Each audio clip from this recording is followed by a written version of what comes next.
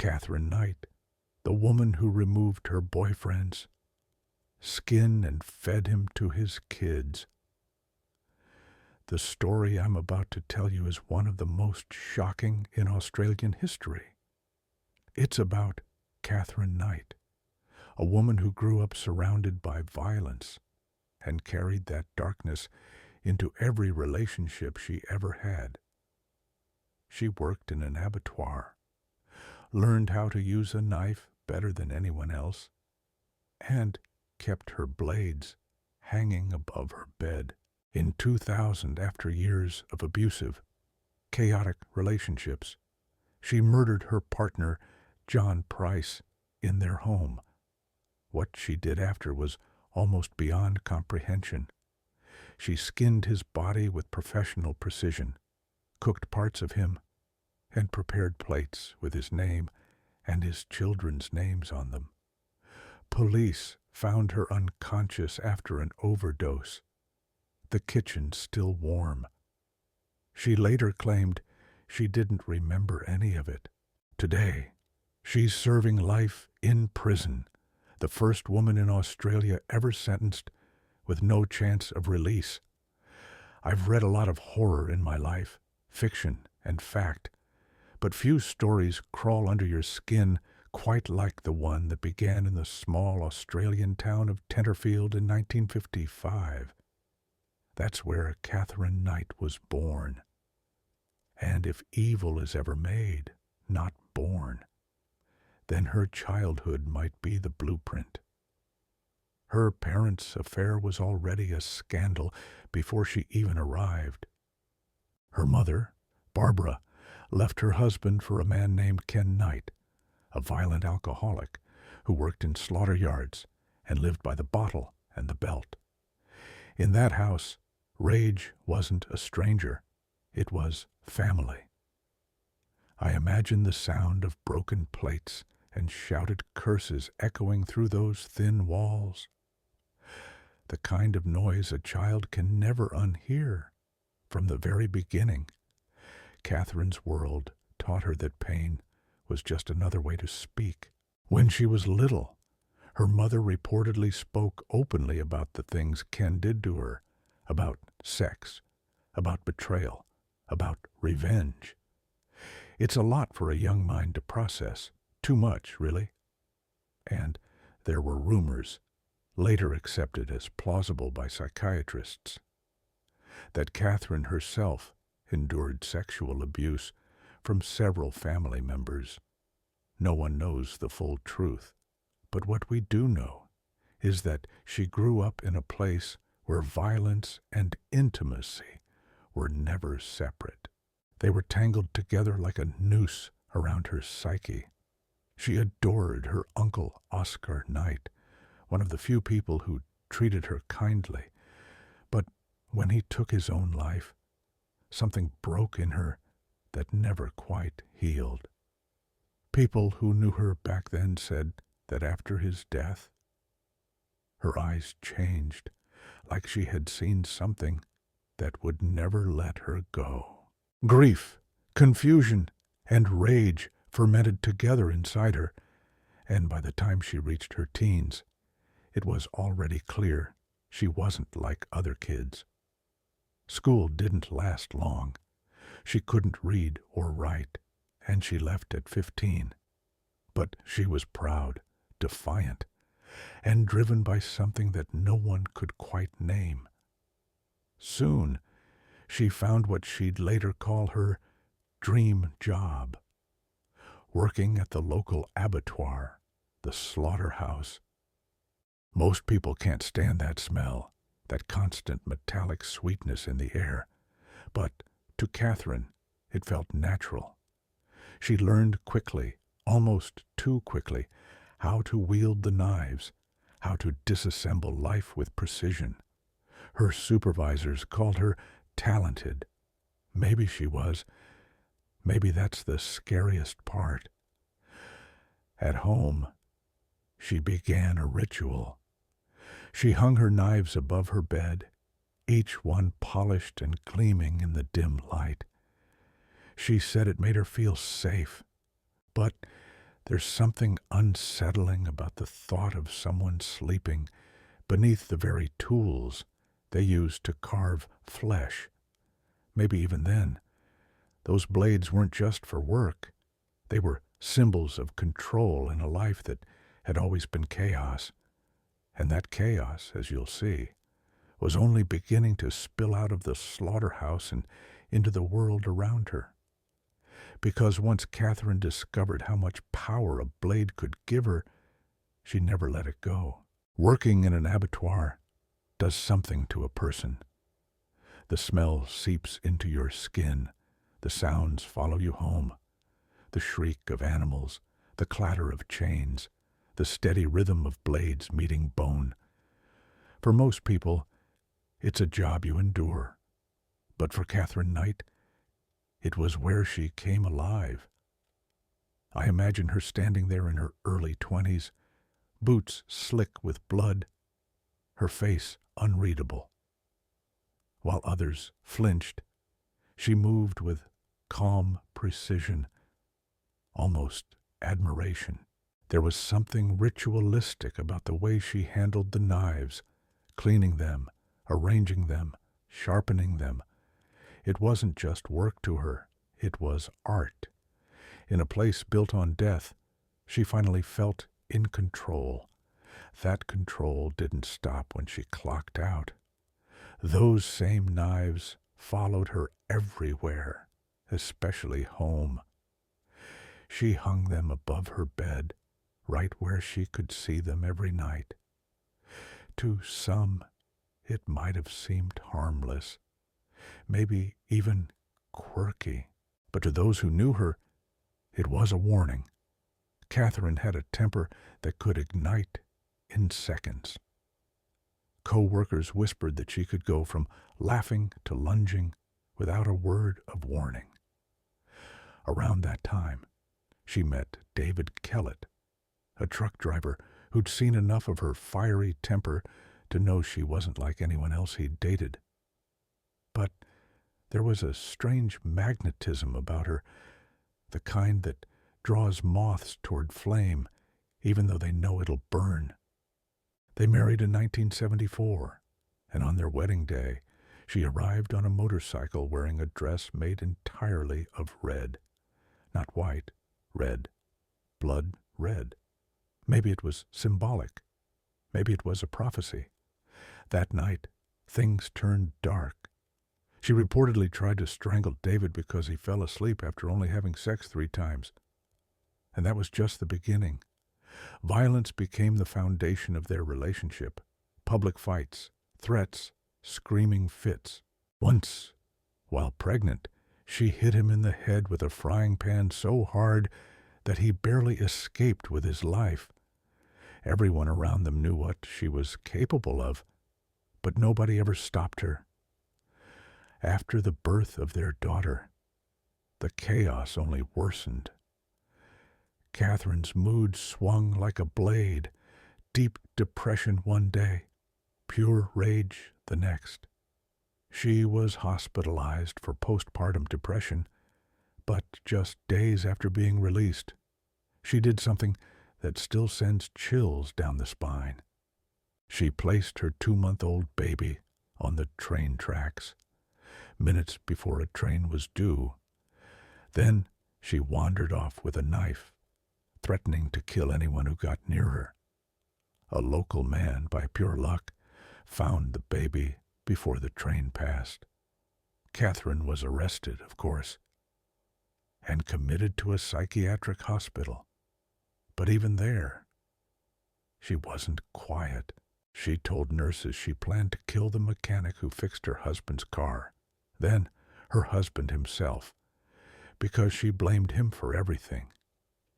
She was released not long after. And that's the thing about Katherine Knight. No matter how violent, how unhinged her actions became, she always seemed to slip through the cracks. People excused her. They pitied her.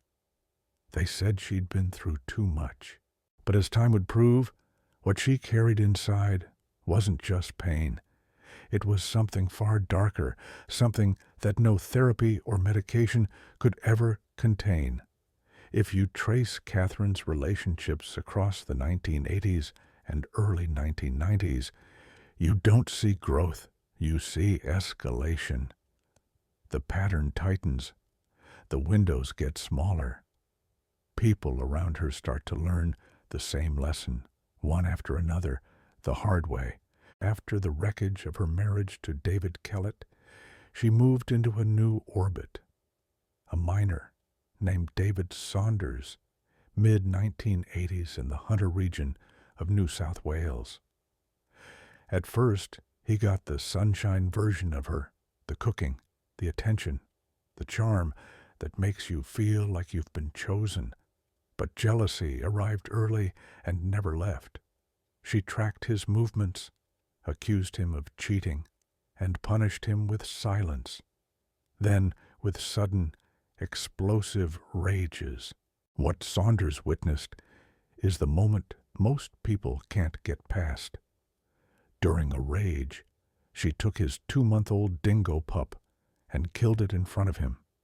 Not a metaphor, not a rumor, an act meant to terrify and control. It was a message written in blood. If she could do that to something innocent he loved, what could she do to him? After that, the violence didn't just simmer, it boiled. Saunders left, then came back, like many partners in coercive control cycles do. Fear ties knots that logic can't untie. Home with Katherine didn't look like anyone else's idea of a home. She curated the space like a shrine to menace. Animal skins and skulls, old animal traps, machetes and knives hung floor to ceiling. Not one bare patch of wall. If a stranger had walked in cold, they would have read the decor like a warning label. But people who love you can talk themselves out of the obvious. Saunders tried. He kept trying until he couldn't. Eventually he fled to safety and, according to reports, sought an order of protection. It's telling that even paperwork didn't feel like enough. With Katherine, paper felt flammable. By 1991, the next chapter had begun. John Chillingworth, a slaughterman like Katherine. They had a son together. You might hope parenthood would cool the fuse. It didn't. The same suspicions, the same interrogations, the same quicksilver rage. There was always a blade nearby, always a way to make a point without raising her voice. Chillingworth's story doesn't end with a headline, but it does end the way so many of hers do, with a man stepping back, wounded in ways that don't show up on X-rays, and quietly leaving. By the early 1990s, Katherine was living in Aberdeen, still working abattoir jobs, and still sleeping beneath a display of knives arranged like a constellation she trusted more than people. The decor, the jealousy, the push-pull of threat and affection, it all formed a single weather system that followed her from house to house. And then she met a man who'd seen it all and thought he could handle it. Maybe he believed knowing the danger would somehow keep him safe. His name was John Price, and he would be the last. By the time Katherine Knight met John Charles Thomas Price, she already carried a reputation like a warning siren. People in the small town of Aberdeen knew about her temper, her violence, the way she could turn a smile into a threat without changing expression. And yet, John Price walked straight into it. Maybe he thought he was different. Maybe he thought he could handle her. Price, Pricey, as friends called him, was a good man by most accounts. He was a father of 3, a hard-working miner, A guy people genuinely liked.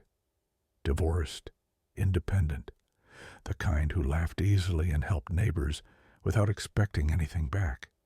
He'd heard the stories, sure, everyone had, but she was charming when she wanted to be, magnetic even. And, like many before him, he mistook volatility for passion. They started dating in 1995, and in the beginning, things were good. She moved into his house with her youngest daughter, and, for a while, life almost looked normal. But it never stays that way with Katherine. Her jealousy flared at the smallest things. Old photos, female coworkers, even conversations that meant nothing. When she drank, it got worse. When she was sober, it didn't get much better. Despite the chaos, Pricey refused to marry her. He told his friends she was a great housekeeper, a good cook, but that she was also dangerous. He wasn't wrong. In 1998, after one of their many fights, she got revenge in a way that cost him everything. She filmed items he'd scavenged from the company rubbish heap, first aid kits, and old tools, and sent the footage to his employer, accusing him of theft.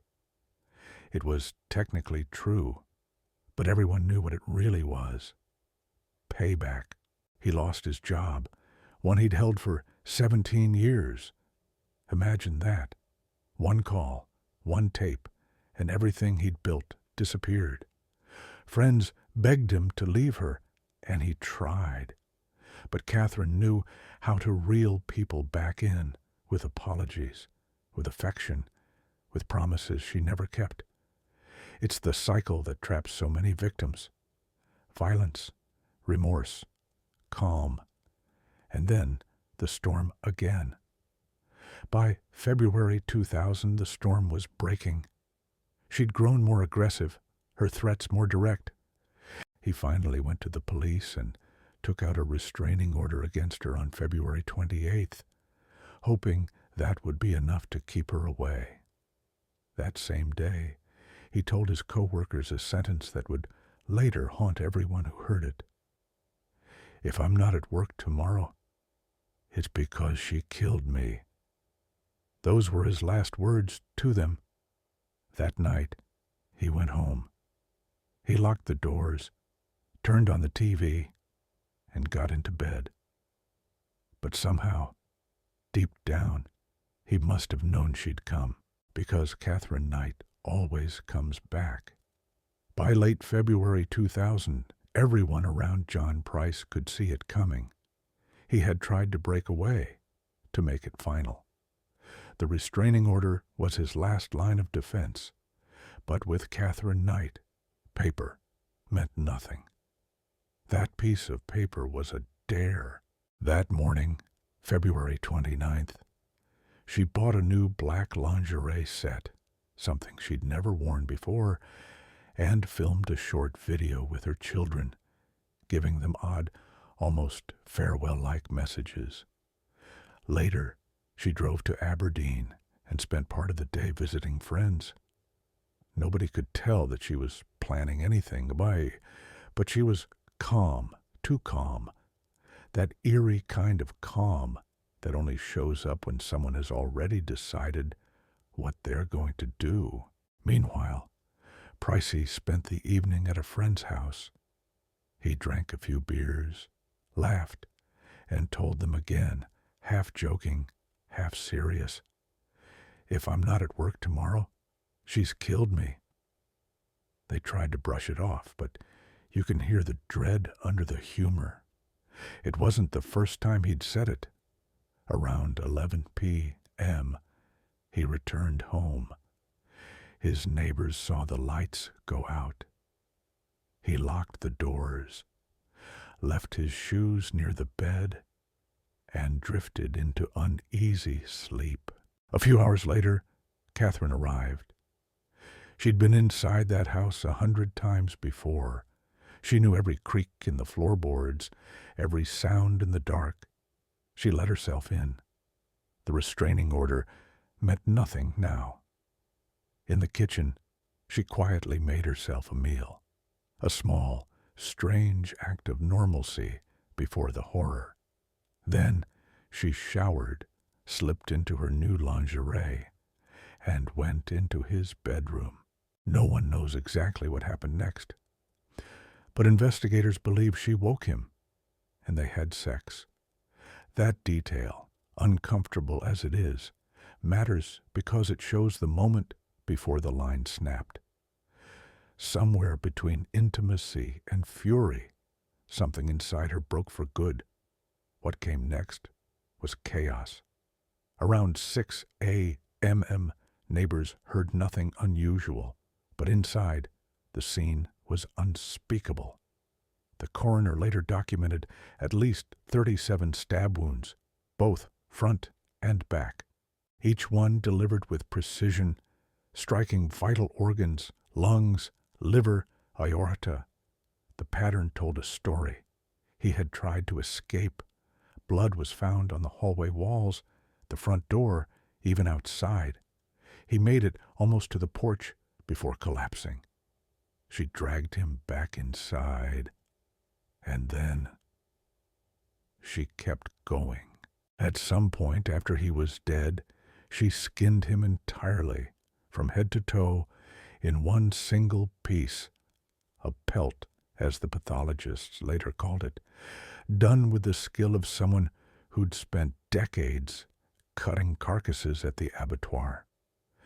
She hung it on a meat hook in the lounge doorway. She decapitated him, boiled his head in a pot with vegetables and a gravy mix, and baked pieces of his flesh with potatoes and pumpkin. But the most chilling part wasn't the killing. It was what came after. She set the table for two, placing name cards beside each plate, one for each of Price's children. The meal was ready, steaming, waiting. Police would later find one serving discarded in the yard, as if she'd changed her mind, or perhaps tasted it and couldn't go through with what she planned. When officers arrived the next morning, the kitchen was still warm. The pot still simmered. The smell, they said, was unforgettable, like a mix of meat and metal, something that didn't belong in a human home. In the bedroom, they found Katherine Knight unconscious, overdosed on pills. The note she'd left nearby was a mess of contradictions, part accusation, part denial, written in a hand that barely looked human. She blamed Price for abusing her and her children, though no one around them ever saw evidence of that. It was as if even in death she needed him to be the monster. But everyone in that room could see who the real monster was. When the police arrived at John Price's house the next morning, they expected to find a domestic dispute, maybe an assault. In a small Australian town like Aberdeen, murder wasn't the kind of thing people prepared for. Certainly not what was waiting behind that front door. At around 8 a.m., on March 1st, 2000, Price's co-workers from the mine grew worried when he didn't show up for his shift. It wasn't like him to miss work without a word. They called his home, no answer. Then they sent someone to check. What they saw through the window made their stomachs drop. Curtains drawn, lights off, his car still in the driveway, and the silence, thick, suffocating. When police arrived, they knocked. No reply. They forced the front door open, and that's when the nightmare began. The first thing they noticed was the smell, a heavy, sweet, metallic odor that filled the air and stuck to the back of the throat. Anyone who's ever been near a slaughterhouse would know it immediately. It was the smell of blood. thick, warm, and recent. The floor was slick with it. Blood trails led from the bedroom down the hallway, across the living room, into the kitchen. It wasn't just a pool, it was a river, mapping out every desperate step John Price had taken as he tried to escape her. On the walls, bloody handprints smeared like someone had been clawing at the air for help. In the bedroom, the sheets were torn and stained deep red. They found Price's clothes folded neatly on a chair beside the bed. That detail disturbed the detectives more than anything. It meant this wasn't a crime of passion alone. It was ritualistic, intentional. And then they saw what was hanging in the living room. From the architrave above the doorway, a long, pale shape dangled like a grotesque curtain. At first, the officers thought it was a Halloween prop, some kind of joke. But then the shape moved gently with the air from the open door. One officer leaned closer, flashlight trembling in his hand, and realized what it was. It was human skin, the entire skin of John Price, removed in a single, continuous sheet, from the top of his head to the soles of his feet, his face, ears, chest, all of it.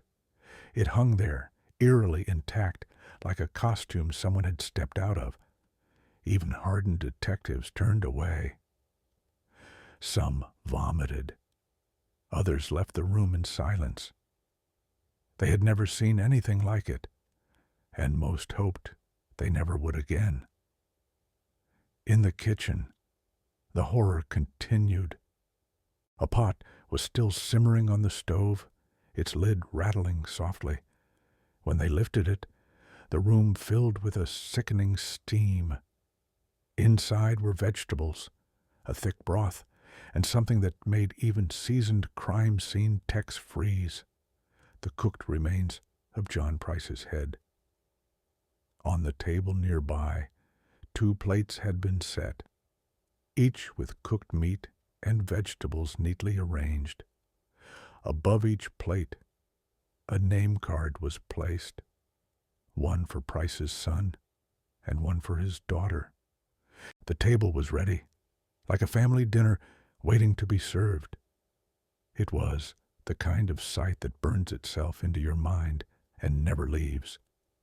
Elsewhere, police found a 3rd serving discarded in the backyard, tossed onto the grass. Maybe she changed her mind. Maybe she tried to taste it. No one knows. But that discarded plate became one of the darkest symbols of the case.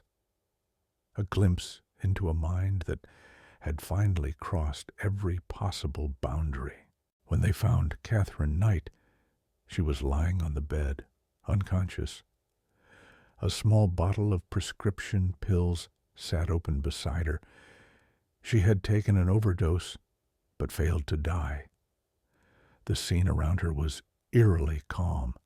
The same knives she'd used at the abattoir, cleaned and sharpened, lay arranged neatly on the dresser, just as she always kept them. Paramedics rushed her to the hospital. She was stabilized and placed under police guard. The officers who stayed behind began cataloging the evidence, though cataloging hardly fits what they saw. Forensic investigators described the living room as a butcher's workshop. Every cut on the victim's body was precise, symmetrical, executed with professional knowledge of anatomy. The skinning had been done cleanly, even around the fingertips, something that takes exceptional control and familiarity with human muscle structure. This wasn't rage. It was skill used for something unspeakable. In the hours that followed, they pieced together the timeline. After killing Price, Knight had withdrawn $1,000 from his account, taken his credit cards, and used his car keys to move things around the house. It was as if she was tidying up, getting ready for the next step. Some investigators believe she intended to serve the meal to his children as revenge, to make them see him one last time in the most horrifying way possible. Others think it was a symbolic act, a ritual of dominance over the man she couldn't control in life. Her handwritten note, found near the crime scene, added another layer of madness. Scrawled in uneven letters, it accused Price of molesting her children and others, claims never supported by evidence. It read like the desperate rant of someone rewriting the story to make herself the victim. The coroner's report was clinical but haunting. 37 stab wounds, deep, targeted. Several would have been instantly fatal. But she didn't stop there. He'd been stabbed in the front, the back, the chest, the legs. Many wounds were delivered while he was still alive. Others after death. The blood patterns showed that he had struggled, running through the hallway as she chased him down. When news of the murder broke, Australia was stunned. Even seasoned journalists couldn't find words strong enough. The media called it the most gruesome killing in Australian history, and the police who worked the case agreed. The photographs were sealed, too horrific to release publicly. Only the jury, the judge, and a handful of investigators ever saw them. In the weeks that followed, the question wasn't whether she did it. That much was obvious. The question was why. Psychiatrists later diagnosed her with borderline personality disorder, and 2 of them believed she had experienced dissociation during the crime, claiming she later couldn't remember anything. But others rejected that. They said she was fully aware, fully deliberate, and that what she did was the ultimate act of control. Revenge for rejection. The evidence suggested that she didn't panic, she didn't flee, she cleaned, she cooked, she arranged. It wasn't chaos, it was method. That's what made it so terrifying. One detective who worked the scene later said that the house felt haunted, not by spirits, but by intent. Every corner carried a kind of quiet intelligence, the chilling awareness that nothing in that home happened by accident. By the time Katherine Knight woke up in the hospital, the whole country already knew her name, but what she'd done inside that house in Aberdeen, no one could ever fully comprehend. When Katherine Knight finally woke up in the hospital, she acted like she didn't know why she was there. She looked at the detectives, dazed, and asked, "What happened?" They told her. She didn't cry. She didn't flinch. She just stared. From the start, her defense leaned on amnesia. She claimed she couldn't remember killing John Price, that she had blacked out, and the next thing she knew, she was in a hospital bed. But the evidence told another story, one far too deliberate to fit memory loss. The police had her note, her fingerprints, her knife work, the meals, the table settings, the withdrawals from his account, the cuts, each made with surgical accuracy. You don't forget things like that. You plan them. In the months that followed, psychiatrists studied her, interviewed her, and documented what they saw. They described her as intelligent but manipulative, with deep abandonment fears and an explosive temper that turned love into possession. 2 doctors diagnosed borderline personality disorder. Another described her as showing signs of narcissistic rage, the kind that emerges when control slips away. But one thing was consistent across every evaluation. She was sane, no psychosis, no hallucinations. She knew right from wrong. She just didn't care. The trial began in October 2001 in the New South Wales Supreme Court. And from the first day, there was tension in the air. The prosecution planned to show the crime scene photos, the skinning, the cooking, everything.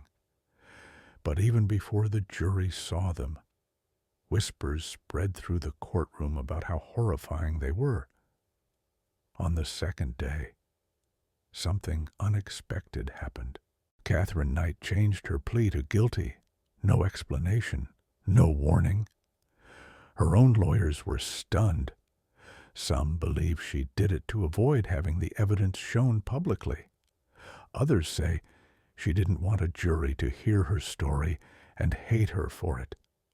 Whatever her reason, it spared the jury from the images that police said could scar a person for life.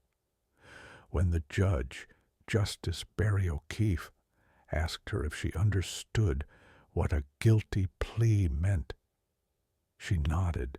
No apology, no emotion, just that slight, strange smile she'd worn throughout her interviews. The sentencing hearing on November 8th, 2001, was brief but unforgettable.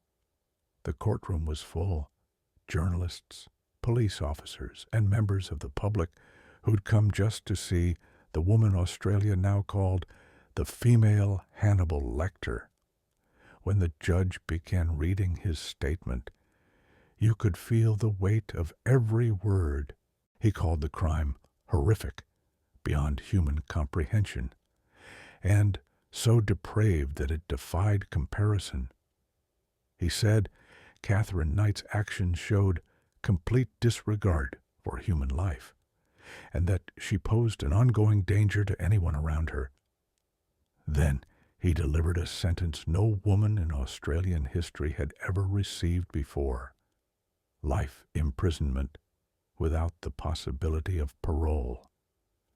Her papers were marked in red ink, never to be released. For a moment, the courtroom went still. The meaning of that phrase hung heavy in the air. It meant that no matter what happened, no appeals, no good behavior, no rehabilitation, Katherine Knight would die behind bars. Even then, she didn't react. She didn't look at the judge or the reporters, or even at the family of John Price, who sat there shaking and weeping quietly. She just stared straight ahead, her expression unreadable, as if she were somewhere else entirely. The appeal came in 2006, but it didn't last long. Her lawyers argued that the sentence was too severe, but the New South Wales Court of Criminal Appeal dismissed it almost instantly.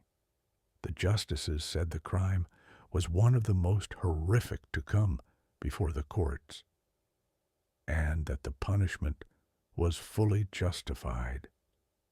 And so it stayed. Katherine Knight, the first Australian woman sentenced to life without parole. To this day, she's incarcerated at the Silverwater Women's Correctional Centre in New South Wales. Staff reportedly describe her as polite, well-behaved, even motherly toward other inmates. She cooks, she cleans, she tends to the prison gardens. The irony is impossible to ignore.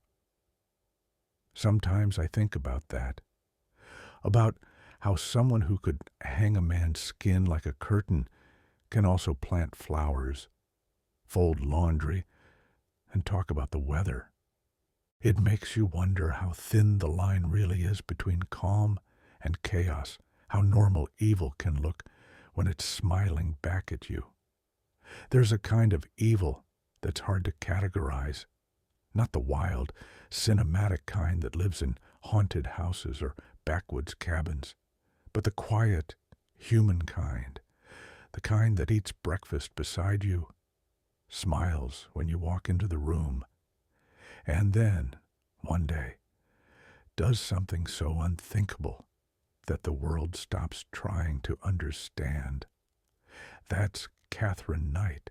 When you study her life, the violence, the jealousy, the rage, it's tempting to blame everything on her childhood, the abuse, the chaos, the lessons she learned about love and pain, being the same thing. Psychiatrists said her early years built a foundation of trauma so deep that she never really grew out of it. She grew around it, like a tree bending around barbed wire. But childhood alone doesn't explain what she became. Many people experience trauma. Few turn it into ritual murder. So, what was it about Katherine that made her so different? The experts who interviewed her talked about control. That was the word that kept coming up. Katherine had lived her whole life being controlled by parents, by partners, by circumstances, and she spent the rest of it fighting to seize that control back. Every argument, every knife threat, every act of cruelty was her way of saying, "You won't leave me. I'll decide how this ends." It's a pattern you see in what psychologists call coercive control, a toxic mix of dependency and domination. She couldn't tolerate rejection. It felt like annihilation. When John Price tried to end things for good, it didn't just hurt her feelings. It destroyed the image she had of herself. And for someone like Katherine Knight, that was worse than death. There's a strange irony in her story. The very skills that gave her a sense of power, her precision, her confidence with knives, her mastery of anatomy, were the same ones that turned her into a monster. In the abattoir, those skills made her valuable. In her home, they made her deadly. It's as if her professional identity and her madness fused into one. And when she finally broke, she turned the language of her work into an act of horror. Psychiatrists debated whether she dissociated during the killing. Some believed she entered a trance-like state, disconnected from reality, performing the acts as if she were back in the slaughterhouse, automatic, mechanical, detached. Others disagreed. They said she was fully aware, fully present, and that the aftermath, the cooking, the plating, the note, wasn't delusion. It was theater, a message. That message, they said, was simple. You don't leave me. There's something chilling about how ordinary she seems in prison now. She tends the garden. She smiles at staff. She's polite. No outbursts. No violence. Just quiet, like the eye of a storm that's already spent its rage. But if you look closely, her story is more than just a crime. It's a warning about what happens when anger becomes identity, when love becomes possession, when pain becomes the only language someone knows how to speak. And maybe that's why her story haunts me. Because in some ways, Katherine Knight isn't just a monster. She's a mirror, showing what's left of humanity when empathy disappears. Even decades later, the name Katherine Knight still sends a shiver through Australia. In the quiet town of Aberdeen, people still talk about her house in hushed tones, like it's cursed ground. The property was eventually sold, stripped of its walls, repainted, and resold. But locals say no one ever truly feels comfortable there. You can clean the blood, you can cover the stains, but you can't scrub away what happened in that place. The crime changed how Australians thought about domestic violence. For years, people had seen Katherine's outbursts as just temper. Even police reports from earlier relationships called them lovers' quarrels. It was a grim reminder of how easily society dismisses violent women, until they stop being the victim and become the perpetrator. Her case became a textbook example in criminology courses across the country, not because of the brutality alone, but because it exposed a blind spot in how we understand abuse. In every relationship before Price, there had been warning signs, reports, injuries, restraining orders, stories that people shrugged off because they didn't fit the stereotype. People expected monsters to look a certain way. Katherine didn't fit the image. She was a mother, a co-worker, a friendly face in town. That was part of the horror. Evil doesn't always look like a stranger in the dark. Sometimes it looks like someone who offers you dinner. When I read through the transcripts, I can almost hear the disbelief in the witnesses' voices. Her ex-partners, neighbors, and even her children all said they had seen glimpses of what she was capable of. But no one thought she'd actually go that far. Maybe they didn't want to believe it. Denial is comfortable. It's easier to think that people like her don't really exist. Even now, inside Silverwater Women's Correctional Center, she's reportedly a model inmate. She cooks for others, tends to the gardens, reads magazines.